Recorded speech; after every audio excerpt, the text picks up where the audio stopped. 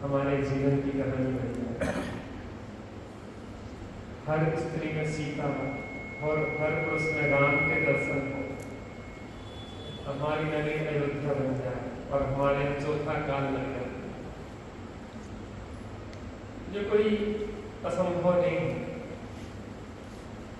क्योंकि हमें कहा जाता है, जन दर्शन में जिनेंद्र परमात्मा कहते हैं कि भगवान जन्मते नहीं है, बनते हैं। हम ही लोगों में से भगवान बनेंगे।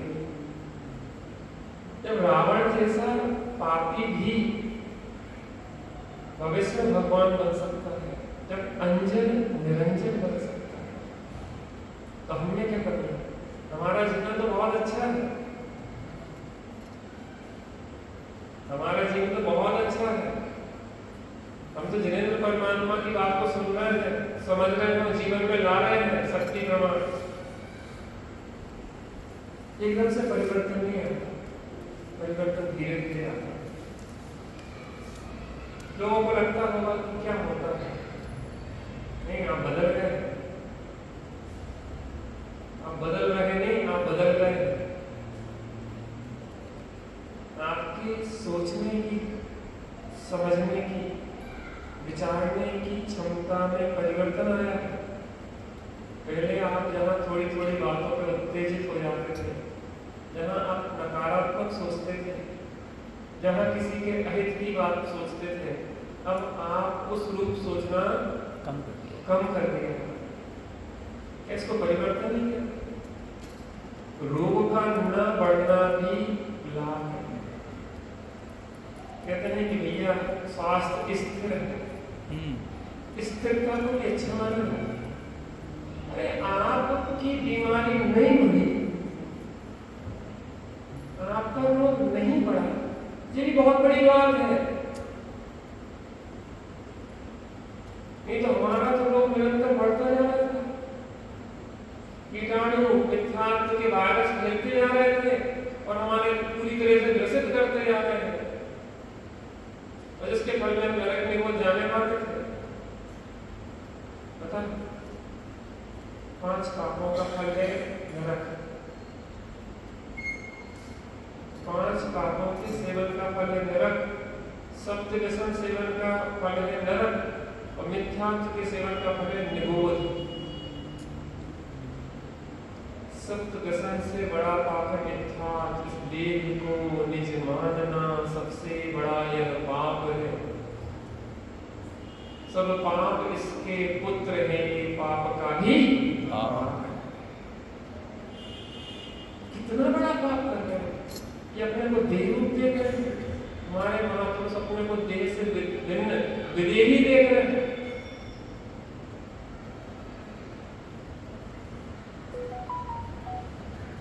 क्या देख रहे हैं? जनक की प्रसिद्धि तो जेनेत्रों में भी बहुत है। जनक अपने राज्य काल में रहते हुए भी कितने निर्लिप्त रहते। जनक की बात कर रहे हैं, जेनेत्रों में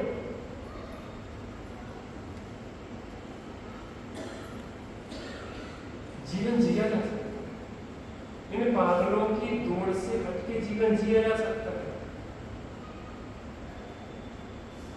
जिनेन्द्र प्रसाद की वर्णी ने शांति पत्र दर्शन में बहुत अच्छी बात है। इस दुनिया में पागलों की दौड़ चल रही है।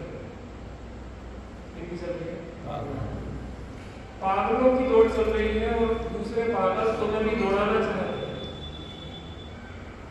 क्या करना चाह रहे हैं? दूसरे पागल दौड़ाना चाह रहे हैं। दूसरे पागल तुम्हें भी दौड़ाना चाह रहे हैं। इस पागलों की दौड़ तो अपने साथ मिलाना चाह रहे हैं, क्योंकि आप उनसे कुछ हटके देखते हैं तो उन्हें तकलीफ होती है। यहाँ सब नकली नोट चल रहे थे, लेकिन एक असली सिक्का आ जाए तो उन नकली चलने वालों को तकलीफ होने लग जाती है।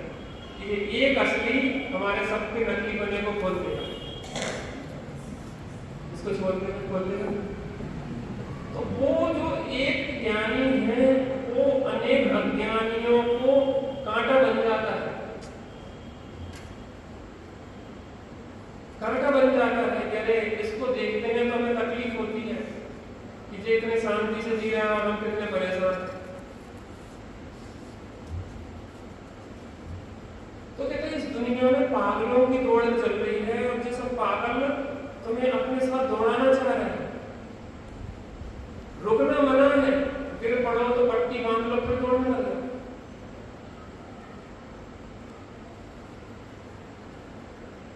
आपको दौड़ना है, और ये भी पूछना है कि आपको इजाजत नहीं है कि आप क्यों दौड़ रहे हो, कहाँ जा रहे हो। क्या कहा? आप क्यों दौड़ रहे हैं और आपका गंतव्य क्या है, आपकी मंजिल क्या है। क्या लक्ष्यहीन दौड़ का अंत कहीं आएगा? और क्या इसके लिए अपने जीवन को खोना योग्य है?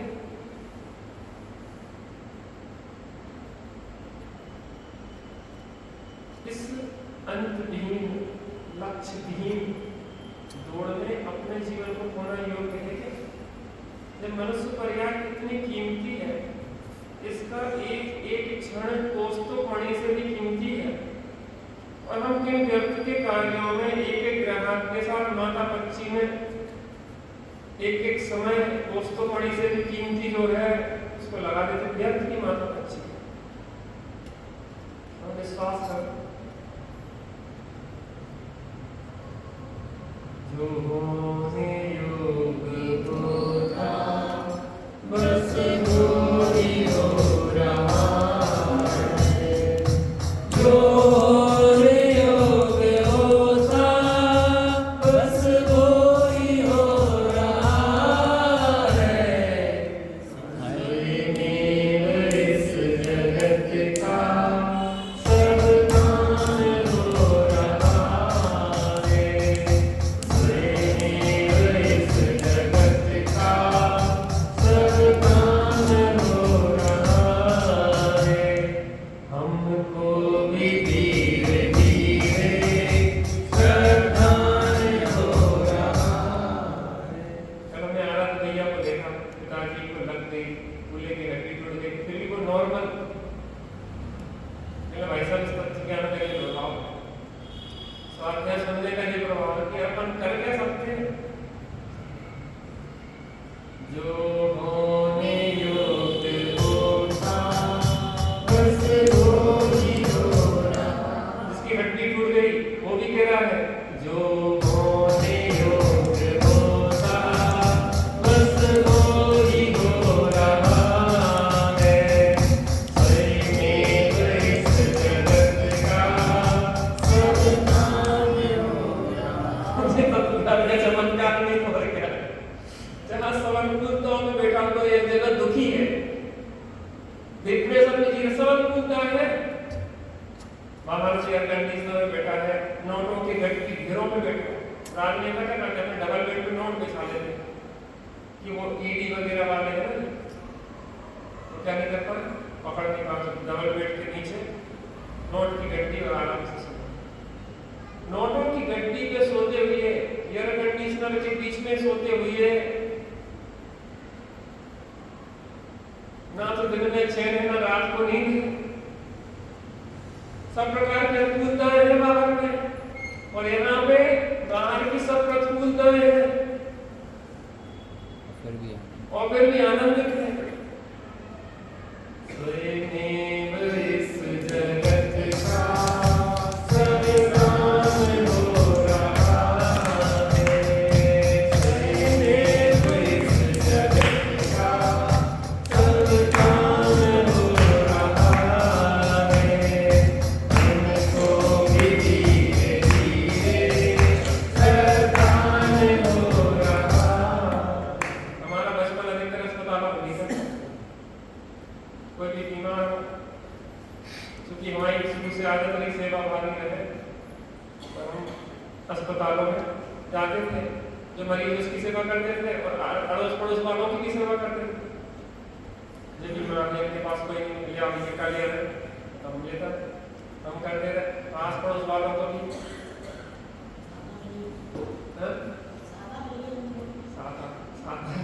अपने को याद है सादा करने, लेकिन ठीक है उनके लिए अपन थोड़ा दो बातें कहते तो अच्छा लगता है। एक घंटे में तो ऐसे ही घटी मम्मी का उनको ऑपरेशन, उनके बगल में एक व्यक्ति था, वो बहुत तकलीफ में,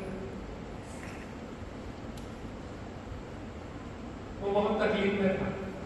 उसको एक क्षण की भी चैन नहीं देती थी, उठता था बैठता था, एक सेकंड को उसको शांति नहीं देती थी।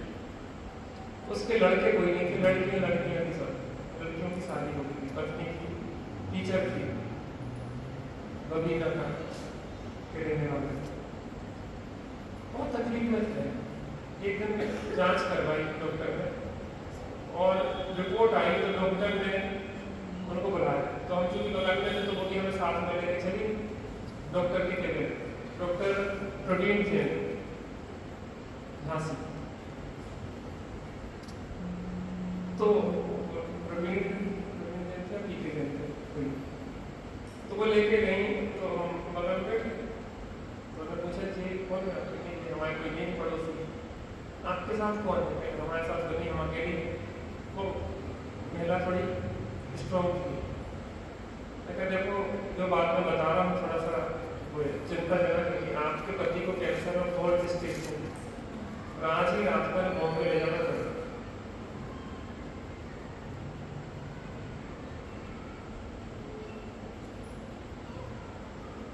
तत्काल रिश्तेदारों को फोन किया, बॉम्बे लेके गए और बॉम्बे में इलाज शुरू भी नहीं हो पाया, वो शांत। ऐसी स्थितियों में हमने देखा बचपन से ऐसे में रहे तो मजबूत होते हैं। इन स्थितियों ने हमें जीवन को इस संघर्ष में जीना सिखाया।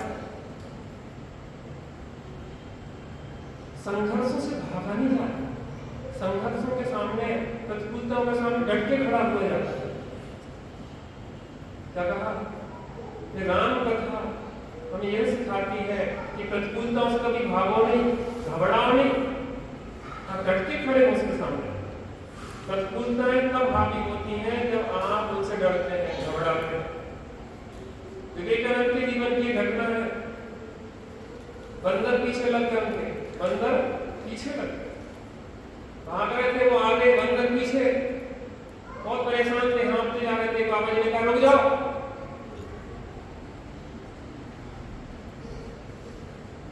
रुक गए, रुक के कहने मुड़ो, सामना करो बंदरों से। क्या करो? सामना करो।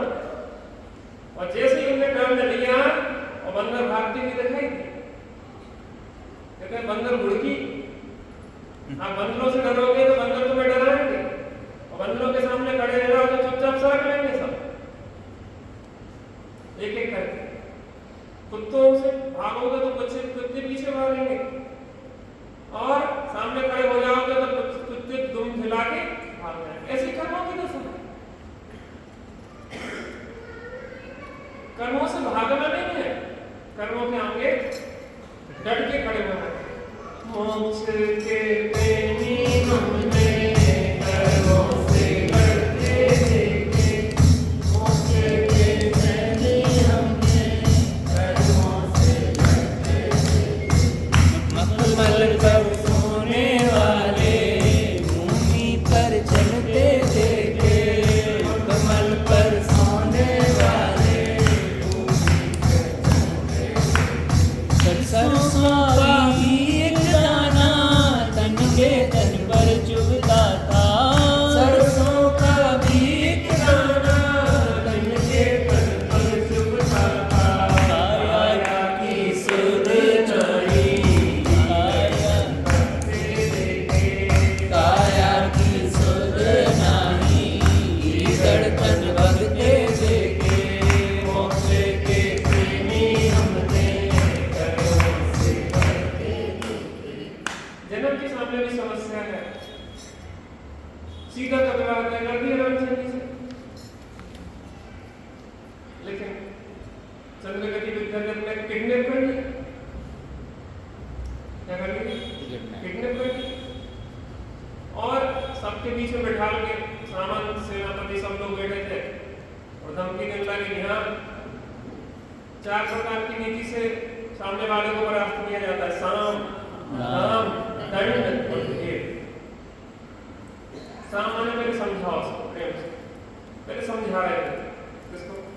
राजा जनक को। देखो हमारा लड़के में क्या कमी है, तो हमारा इतना सुंदर हैंडसम पर्सनालिटी है, और जिस प्रकार से बढ़िया लड़का है, आप कमी बताओ ना इसमें, कमी क्या है? हमारा उत्तराधिकारी है, राजा बनने वाला है, विद्याधर लोग अधिपति बनने वाला है, अब बताइए क्या है? देखो विभूति, ऐसी विभूति तुम्हारे यहाँ कहाँ होगी? तुम भूमि को इसलिए हो, विद्याधर है, तुम्हारा भाग्य खुल गया कन्या का, जो विद्याधर से तुम्हारी कन्या का विवाह हो रहा है, किस्मत खुल गई है। मैं कहता कमी तो कुछ नहीं है, लेकिन मैंने अपनी पुत्री का विवाह श्री रामचंद्र जी से तय कर दिया। पहले कौन रामचंद्र? पहले राजा दशरथ के पुत्र, पहले हो गए कोई, इससे क्या होता है? कैंसिल भी हो जाता समझ में? नहीं, हमारे लिए सदा चली आई, प्राण न्याय पर वचन, प्राण चले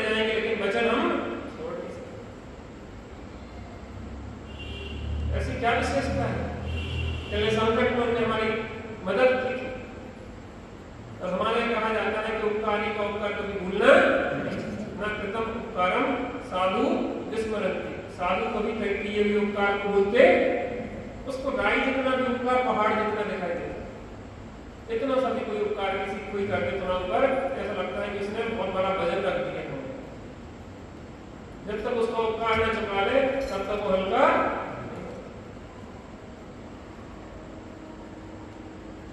सब प्रकार से समझा रहे हैं, साम दाम वैभव दिखा के लोभन दे के।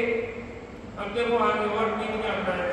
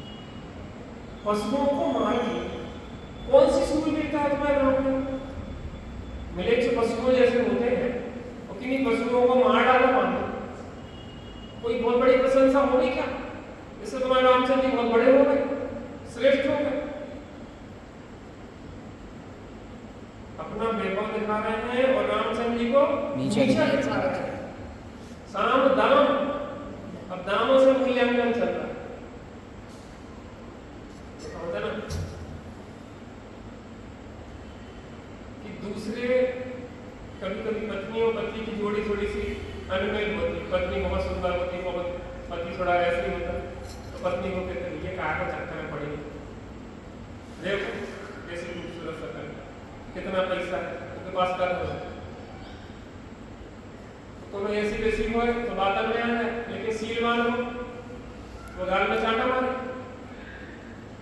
कि हमारा पति हमारे लिए सर्वस्व है, वो काला है, गोरा है, वैसा है, नहीं है, हमारे लिए उसकी कोई कीमत नहीं है। हमारे लिए कीमत है सील की। सील ही है हम सबका प्राण, सील से जीवन बनेगा। सील ही सब सबका प्राण, सील से जीवन बनेगा। कभी ऐसे किसी की बातों में आना नहीं चाहिए। तो वे सब प्रकार से समझा रहे हैं, साम समझा के दाम, तुलना कर रहे हैं, उनका राज, उनके देवा, उनकी ताकत, ये सब चीजें तुलना कर रहे हैं। दाम अब क्या करेंगे आगे?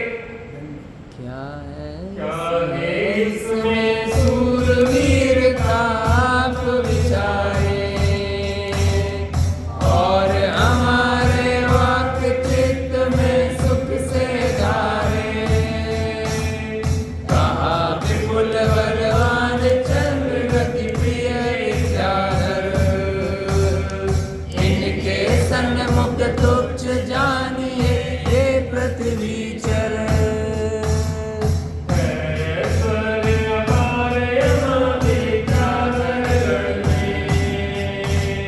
सुख से हम सब लोग विचरते रहे गगन में, बोले फिर मित्रेश राम है उनके भाजन। उन समान नहीं आदित का है कोई जन। हम आ गए तेरे द्वार, हे प्रभु चरणों में तेरे आ गए।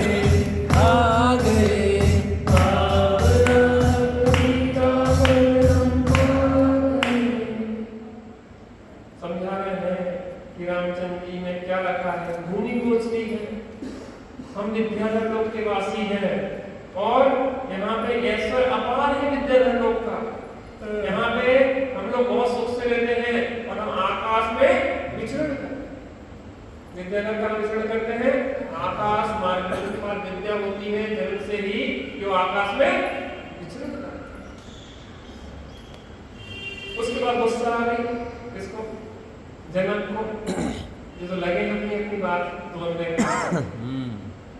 तो क्या बोले? बोले फिर मिथिलेश राम है गुण के भाजन। गुण के भाजन माने गुणों का भंडार है। क्या है? गुणों का भंडार गुणों का है। भंडार है उनके पास। तो ऐसे वैसे नहीं है, मिलेच्छों को जीत लिया ऐसे प्रशंसा नहीं है। वो अपार गुणों के भंडार है, श्री राम है, तद्भव मोक्षगामी है, बलदेव है, क्या कहें, बलभद्र।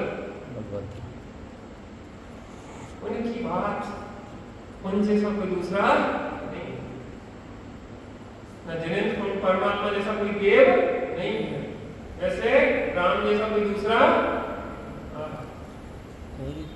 मुझे यहाँ पे उनके समान कोई भी दिखाई नहीं देता। राम तो राम ही है, राम तो राम ही है। सिद्धों की श्रेणी में आने वाला जिनका नाम है, जग के उन सब मुनिराजों को मेरा नम्र प्रणाम है। सिद्धों की श्रेणी में आने वाला जिनका नाम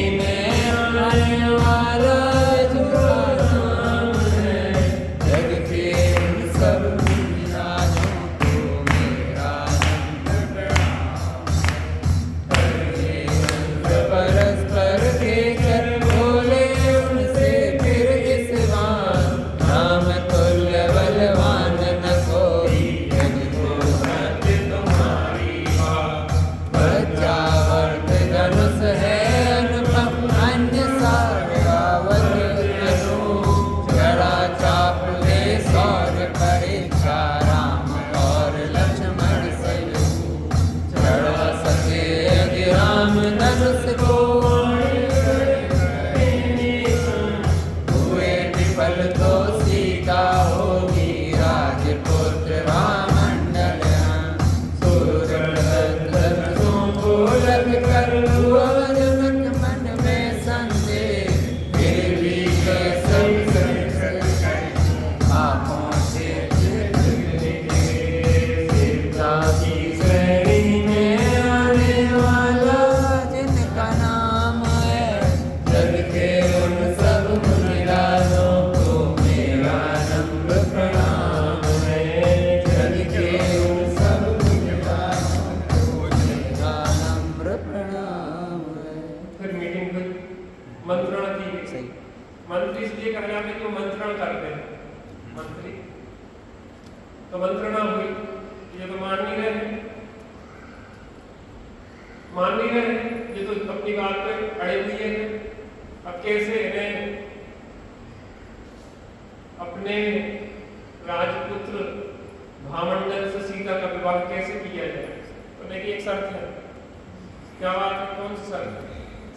तो हमारे पास देवों द्वारा प्रदत्त 2 धनुष हैं। एक का नाम है वज्रावर्त, दूसरा का नाम है सागरावर्त। क्या नाम है? वज्रावर्त और सागरावर्त। 2 धनुष हैं, देवों द्वारा किए हुए। और उन धनुषों की सामान्य धनुष नहीं है। वो जो धनुष है उनमें से अग्नि ज्वालाएं उठती है, नाम ओंकार के देते हैं। उनके पास जो जाता है वो भस्म हो जाता है देवों द्वारा।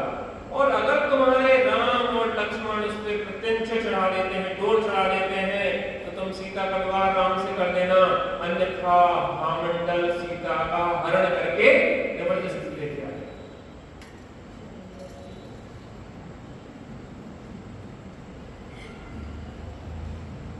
क्या कर लेगा? जबरदस्ती सीता को हम लेवा लाएंगे और विवाह भामंडल के साथ कर देंगे। तो जीवन में बहुत समस्याएं हैं, बहुत समस्याएं। बूढ़े बाप, इकलौती कन्या, एक बच्चा था, होते से अपहरण हो गया उसका। वैसे ही परेशानी, जैसे जैसे कन्या का मुख देख देख के जीवन जिया हो, और उस एक कन्या के विवाह में भी इतनी टेंशन हो रही। आप उस स्थिति को आप महसूस करके देखें, क्या स्थिति बन गई। उसके बाद ही महापुरुष डिप्रेशन में नहीं आते, टेंशन में नहीं आते। समस्याएं भले कितनी हो, लेकिन जिन शास्त्रों में समाधान भी क्या है, समाधान भी। जीवन में कभी भी आत्मघात का निर्णय नहीं करना चाहिए। क्या नहीं करना चाहिए? आत्मघात का निर्णय नहीं करना चाहिए। मैं कभी कहानी देखता हूँ,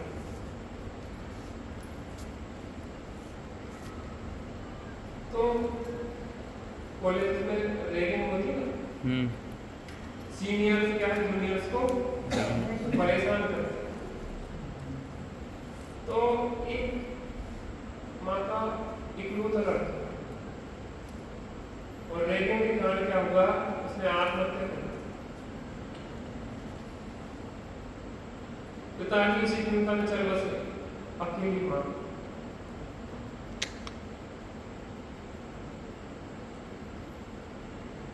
अब जिसने रैगिंग की थी उसको जेल हो गई, जेल में। एक व्यक्ति उससे मिलने गया, वो जेल में फिल्म बना रहा था, उससे मिलने गया। तो उससे पूछा कि यार तुम ऐसे कोई क्रिमिनल तो लगते नहीं, क्योंकि ये था तो स्टूडेंट हो, तुम जेल क्यों हो गए? कहने मैंने एक लड़के को रैगिंग में सताया और उसने आत्महत्या कर ली, और मैं नहीं समझता था कि वो इतना कमजोर है कि वो आत्महत्या कर ले। सीनियर रैगिंग करते हैं तो एक सामान्य चीज है, तो चलता है, लेकिन मैं नहीं समझ पाया कि वो इतना कमजोर हो चुका है अंदर से कि वो इतनी जल्दी आत्महत्या कर ले। 17 साल के लगभग रहा,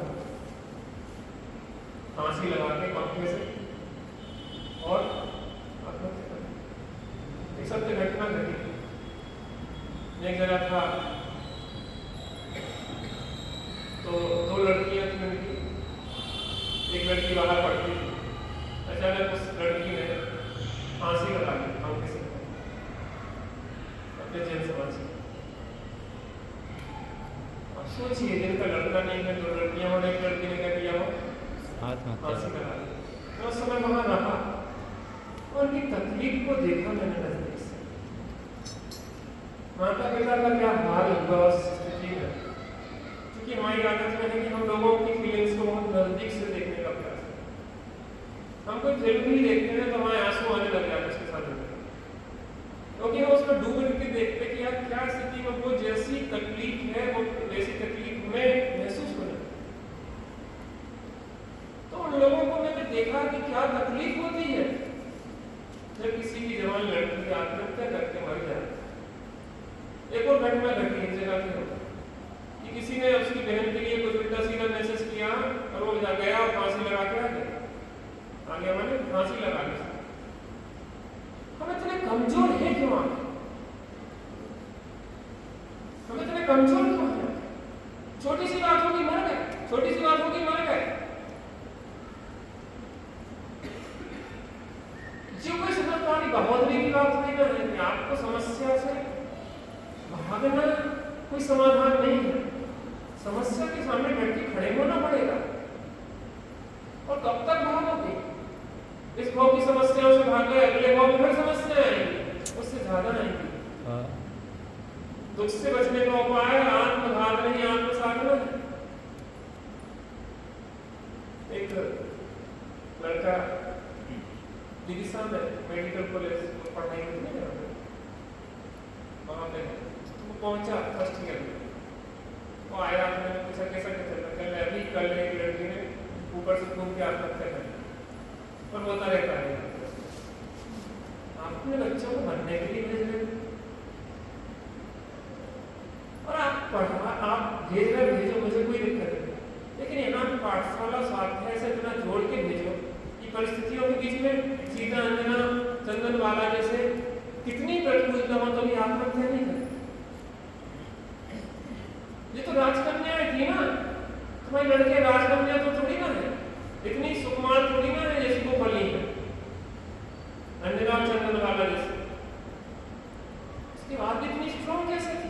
ये तत्व ज्ञान था। आज पाठशाला की कोई कीमत नहीं आती, आज हमें स्वाध्याय की कीमत नहीं आती, आज महिलाओं की कक्षा चलना चाहिए इसकी कीमत नहीं आती। आपको संघर्ष के लिए ताकत कौन देगा बताइए? आपके बच्चों को संघर्ष के लिए ताकत कौन देगा? ये स्वाध्याय, ये पाठशाला, जैसे व्यक्ति।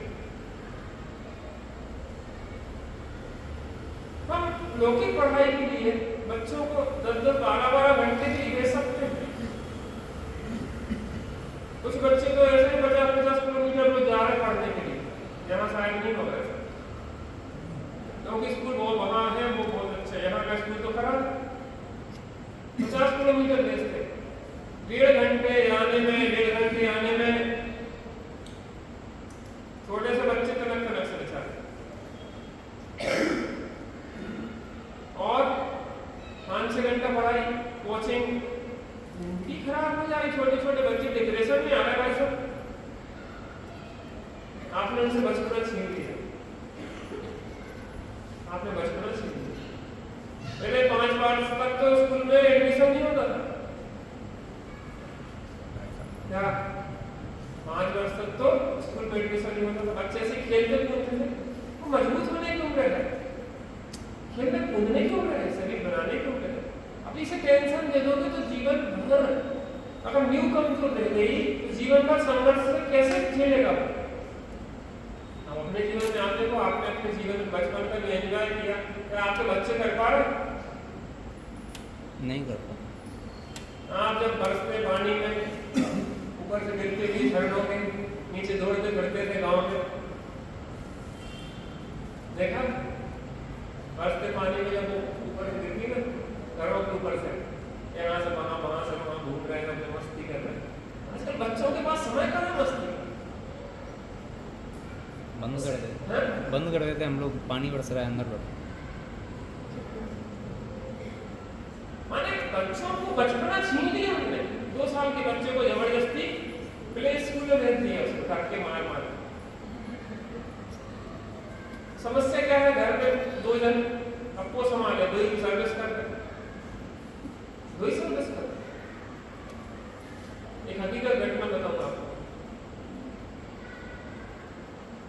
माँ दूध मुझे बच्चे को छोड़ के चली गई सर्विस पे चली गई, और उसके सर्विस पे जाने से वो दुधुआ बच्चा भूखा, क्योंकि जो लीक हुई थी ना 6 महीने की नहीं, 6 महीने की थी, 6 महीने हो गए, बच्चों को तो डेली के आ रहा था दूध पीने, अब उसको क्या पता कि तुम्हारी 6 महीने की लीक खत्म हो गई।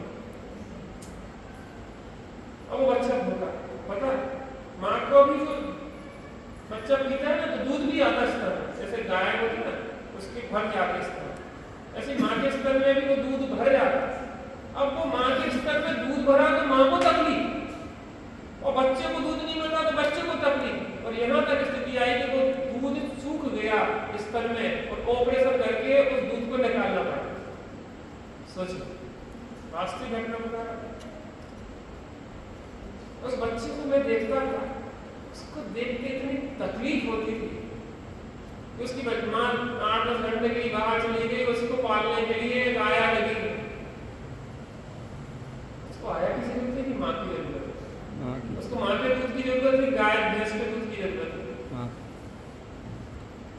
पता दूध में ये की बात होती है, आपने बर्तन में धोया तो उसकी गुणवत्ता खत्म हो जाती है, सीधे स्तन से पीता है जो बच्चा वो उसके लिए लाभकारी होता है। मैं आपको बहुत वैज्ञानिक बातें बता रहा हूँ,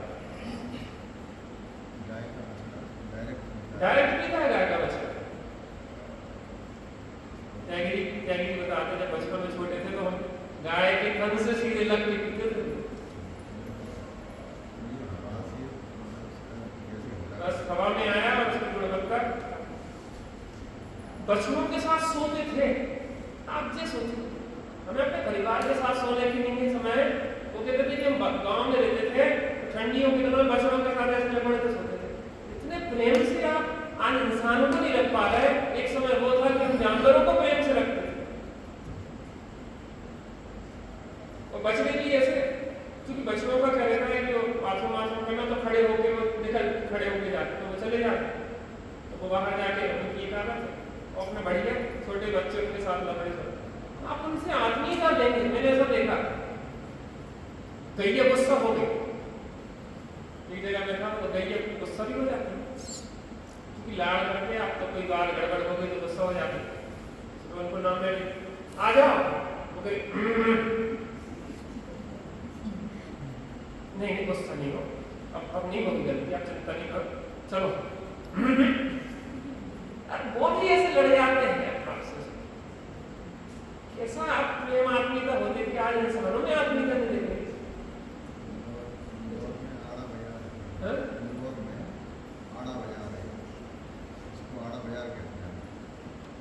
राजकुमार निकले अपनी सवारी से, गाय का बछड़ा मर गया, तो रानी सारा जी उन्होंने अपने एक लड़का था उसको फांसी की सजा दी। तमाम भीड़ इकट्ठी हुई, सबने मना किया एक ही राजकुमार है भाई सजा मत दो। उन्होंने कहा नहीं, उसने बहुत बड़ा अनर्थ किया है, उसने बछड़े को मार दिया, उसको एक फांसी लगाई जा रही थी, तो गाय आकर के जैसी फाड़ी खड़ी हो गई, उन्हें फांसी नहीं मिली, वो जानवर है उसने फांसी नहीं मिली, आज भी वो फाड़ा हुआ हो गया। मैंने गाय का बछड़ा मर गया, तो रानी साहब ने कहा कि अगर राजकुमार ने गाय का बछड़ा मरा तो उसको फांसी देंगे, और जब फांसी दे रहे थे राजकुमार को तो वो गाय खुद आकर कि नहीं इसको मारने की जरूरत नहीं है, हमने तो अपना बच्चा खो दिया, अब तुम अपना बच्चा नहीं, तो आज भी उसको आड़ा बाजार नाम के आड़ी खड़ी हो गई। आप उस जानवरों की फीलिंग्स को समझो, एक कि जब आप अंदर गहराई में उतरते हैं कोई के, तो आप उस स्थिति में जाके खड़े होकर देखते हैं तो आपको तो महसूस होता है सहानुभूति। हम तो जो देखते हैं आजकल जो बच्चे हैं, इतने प्यारे प्यारे बच्चे जिनका जीवन स्वर्ण में होना चाहिए था, वो छोटी छोटी बातों पे आत्महत्या करते, और आत्महत्या नहीं भी करे तो डिप्रेशन में जी रहे। जीवन बहुत दर्दनाक है उनका, बहुत पीड़ाएं हैं उनकी, बहुत पीड़ाएं हैं। हमें इस विषय में बहुत विचार करना पड़ेगा, बहुत विचार करना पड़ेगा। मैं उस कहानी की बता रहा था, तो उस माँ की जो बच्चा मर गया, जिस बच्चे ने रेगिंग की थी वो बच्चा जेल में था, ये कह रहा है, इंटरव्यू जब लिया गया दूसरे में, तो उसने कहा कि मैंने सोचा नहीं था कि वो इतना कमजोर होगा। हम लोगों में तो एक सामान्य चीज चलती है और मैंने ऐसा कोई ज्यादा परेशान भी नहीं किया।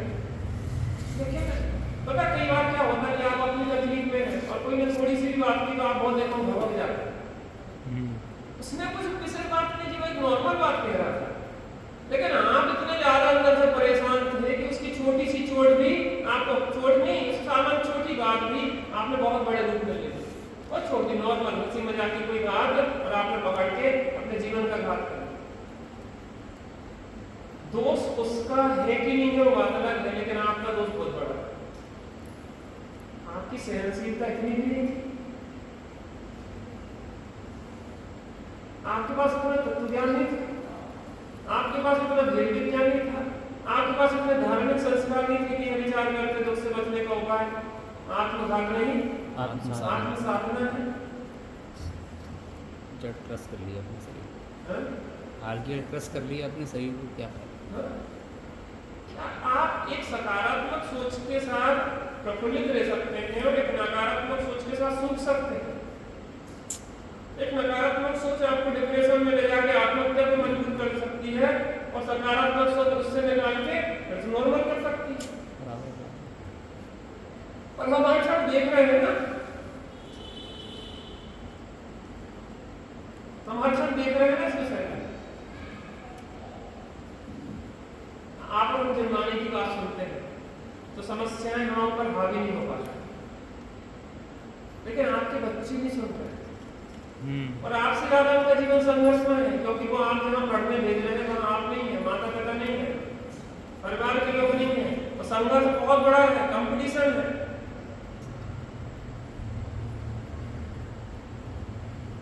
हमारा भतीजा IAS की तैयारी 5 बार कंपटीशन में गया, 5 बार पास नहीं हुआ। ये बार तो ये हुआ कि वो सोता रह गया और टाइम निकल गया, रात भर पढ़ा और इतनी गहरी नींद लग गई कि अलार्म सुनाई नहीं दिए, मम्मी के फोन आते रहे 50, तो भी कुछ नहीं थके, रात भर का जग रहा था और जब नींद खुली तब पेपर ही निकल चुका हो गया। इन सब समस्याओं से लड़ने के लिए आपके पास समाधान चाहिए। जीवन की कोई परीक्षा अंतिम नहीं होती, बहुत अवसर आने वाले हैं आपके पास, आप एक मिनट रह जाएंगे तो आगे के अवसर को खो देंगे। बड़े पंडित साहब का एक वाक्य है कि लंबी दूर की ट्रेनें छोटे छोटे स्टॉपेज पे नहीं रुकती। क्या कहा? मतलब आपका लक्ष्य है मोक्ष प्राप्ति, तो छोटी छोटी बातों पर अटकोगे तो मोक्ष नहीं जा सकते। छोटी छोटी बातों पे क्यों अटकते हैं? छोटी छोटी बातों के लिए आत्मघात का क्यों सोचते हैं?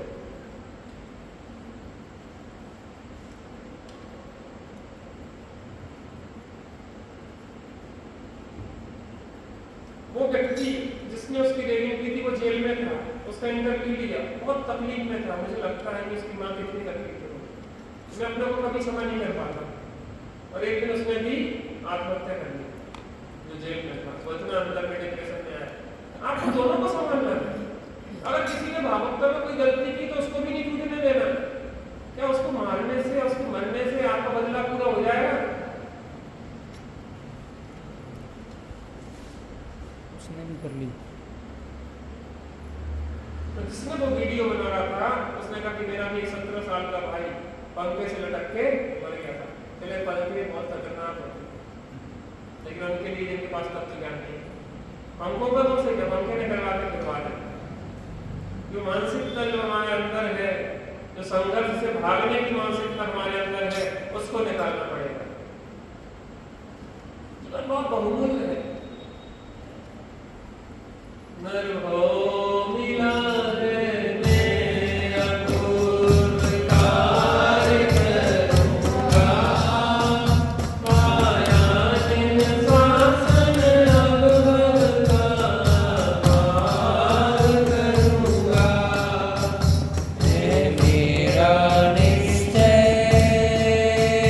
है सम्यक निश्चय। जगत के सामने समस्या है बहुत, लेकिन हिंसासन का समाधान भी तो है।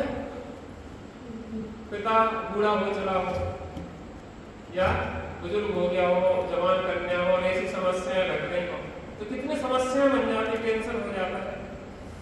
चिंता तुर उनको लग करके बोली।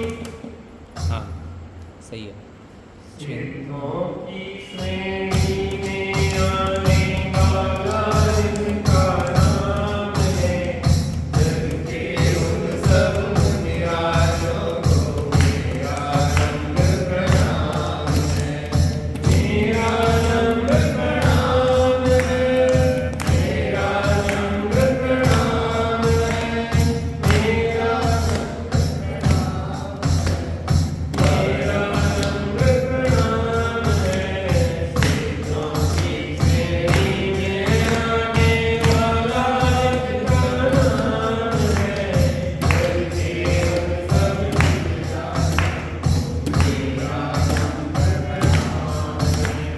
चिंता तुर उनको लग करके बोली प्रिया वचन सबने मुख पर से मैं जान रही हूँ नहीं आपके मन में से कौन दुख आ पड़ा आप पर इससे अधिक व्यतीत हैं आप कह कर हृदय भाव सब अपना दूर करे मेरा संसार। सिद्धों की श्रेणी में आने वाला जिसका नाम है उनके उन सब मुनिराजों को मेरा फेस रीडिंग, फेस रीडिंग भी सीखना चाहिए। 70% फेस रीडिंग आंखों से होती है। आंख में आंख मिला के देखें आप, तो आप उसके अंदर में उतर जाते हैं। इसमें उतर जाते हैं। इसलिए व्यक्ति अगर गलत करके आता है तो आंखें चुराता है। क्या कहा? आँखें चढ़ जाए। आंख से आंख नहीं मिलाता। अगर गलत कोई गलत भाव उसके अंदर चल रहा था, कुछ गलत करके आया है, आपके प्रति कोई दुर्भाव चल रहा है, तो वो आंखों से आंख नहीं मिलाएगा, बचेगा आपसे आंख मिलाने से। क्योंकि जैसे ही आंख से आंख मिलती है, जैसे ही आपके अंदर के मनोभाव आंखों से प्रकट हो जाते हैं। क्योंकि 70% फेस रीडिंग मात्र आंखों से होती है। छोटे बच्चों को आप गोदी में लेना चाह रहे हैं, आपकी आंखें देखने जाओ, इन आंखों में प्रेम है कि कठोरता। बछड़ा आपकी आंखों में देखेगा, सांप आपकी आंखों में देखेगा, पशु आपकी आंखों में देखेगा। आंखें बोलती है। जनक पहुंचे, विदेह माता ने देखा, आज कुछ चिंता में लग रहे हैं आप। क्या चिंता आप बड़ी सी? आज इतने उदास क्यों? क्या समस्या है आपकी? आपको सीखना चाहिए। आपके पति आए हैं घर पे, उन्हें कोई समस्या है, आपको समझना चाहिए। हम कहते हैं हमें बताइए ही नहीं उन्होंने कहा ऐसा निर्णय ले लो भैया, तुम पागल थे, तुम बुद्धिहीन थे, तुम्हें मनोभाव पढ़ना नहीं आता, तो ये तुम्हारी कमी है। तुम्हारा पति डिप्रेशन में जी रहा है, तुम्हारी पत्नी डिप्रेशन में जी रही है, तुम्हारी संतान तनाव में जी रही है, और तुम उसकी बातें नहीं समझ पा रहे हो, मूर्ख हो। उसने बताया नहीं, बताया नहीं। तुम इतना भी नहीं समझ पा रहे निकटस्थ व्यक्ति की समस्याओं को कि बिना बताए कि समझना सीखो। क्या कहा? बिना बताए समझना सीखो। आपकी क्या समस्या चल रही है? जब हम इतने आंतरिक रूप से जुड़ते हैं लोगों से, तो तब एक दूसरे की फीलिंग्स को हम समझते हैं। एक व्यक्ति मुझे मिला, वो क्या एनर्जी ट्रांसफर करता है, एनर्जी ट्रांसफर। वो आपसे दूर रहेगा और आपको जो भी समस्या हो अपनी तरफ से एनर्जी भेजेगा, और जो समस्या आपको ब्लॉकेज है तो अपनी एनर्जी से ब्लॉकेज को खोलता है। आपको ब्रेन में कोई समस्या है, ब्लॉकेज को ब्रेन की समस्या दूर करेगा। आपको किडनी की प्रॉब्लम है, आपकी जो भी समस्या है, वो आपकी ब्लॉकेज को, और ऐसा हाथ चलाएगा उसको पता पड़ जाएगा कि यहाँ पे गड़बड़ है, वहाँ पे एनर्जी देगा उसके पास विशेषता 800 रुपये लेता है एक पेशेंट के आधा घंटे, और वो एक दिन में 12-13 पेशेंट देखता है। क्योंकि हमने उसके साथ समझ हमारी आदत रहती सीखने की, समझने की। तो हमसे कहने लगा कि आपको हम सिखा देंगे, लेकिन एक शर्त है, आप मना नहीं करोगे किसी को। क्योंकि ये ऐसी बात है कि अगर कोई समस्या में तो आप मना नहीं कर सकते, नहीं कि हम साधना करेंगे कि जो काम करेंगे तो काम करेंगे, क्योंकि ये भी कोई भाव की चीज़ है। अभी हम एक्यूप्रेशर हमने चिकित्सा में सीखी, लेकिन हम उसमें फोकस इसलिए नहीं देते कि अगर उस पर फोकस दो तो वही ले जाती चीज़ें जो धर्म बाद में छूट जाती। और हम ये समझते हैं कि जिनवाणी के समान कोई भी औषधि नहीं। अनंत लोगों की औषधि है जिनवाणी के पास, इसलिए हम तो जिनौषधि देने का प्रयत्न करते हैं। तो जनक की समस्याओं को हमने समझने का प्रयास किया, जनक से पूछा, अब जनक बताएंगे कि नहीं बताएंगे अंदर की बात, लेकिन जब आप प्रेम से पूछते हैं तो सामने वाला बताता ही, दबाए रखने में उसको बहुत तकलीफ है।